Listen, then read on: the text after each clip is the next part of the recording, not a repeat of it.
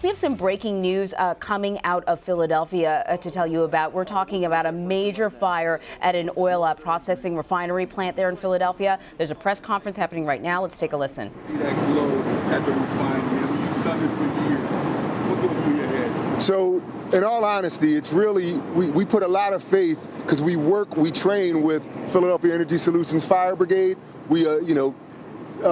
Philadelphia Energy Solutions does a great job of coordinating with the Philadelphia Fire Department for training exercises, just so they have a very, very robust network of neighboring refineries from Delaware and other spots, and they support as well. Some of those resources are right here, standing by right now, not needed, but here if necessary. So these are a lot of small fire companies that all come together. Actually, these are refinery fire companies that come together. They're used to battling situations like this. That's actually what they're trained for. Can you go back into, so the butane was burning within the vat? Yes. What was the proximity of any employees when this started this morning? Well, I wouldn't be able to give you a definitive answer on that, but they were working somewhere close to the vat, but far enough away that the initial explosion didn't injure anyone. We saw that big explosion at like 4:23 around then. Was that from that same butane? Was that something else? No, that was from the same vat. I mean, you remember, you have to understand there's piping that runs all underneath this, and then there were little fires and that one was a big one, but it was still in that same vat area. The explosions are just the butane burning? Yes.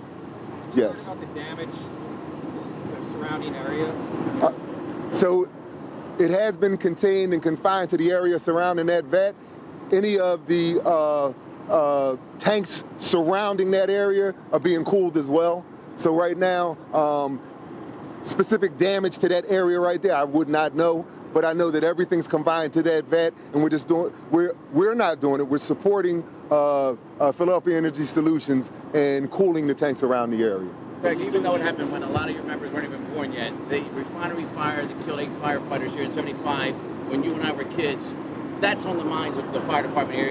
You know that when you become a firefighter, and that's got to be on your mind when you come here every time, right? Yes. Yeah, well, as you say, Steve, that was a long time ago, and a lot of changes came out of that fire that killed all those folks. And most of the changes came in industry changes in refineries. So now, everything is diked off. Things are pretty much, they have systems that run under that not only fight the fire from above, but from below as well. What were they doing before the butane started burning in the vat? They were doing some kind of work. I do not know what kind of work that they were doing. I don't know if it was on that vat.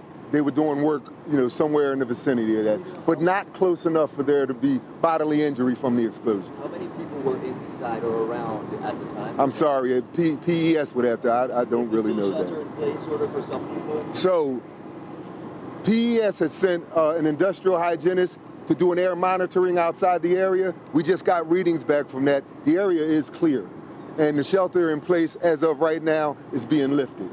So no danger to the public? No, not now. And we're going to continue. Well, I'm sorry, I say we, but it's actually PES. PES is going to continue monitoring in the neighborhoods east of here, because that's where most of the residences are, and then that's where this is going to be a long operation. As you can see now behind me, it looks pretty, under control. It is not under control yet.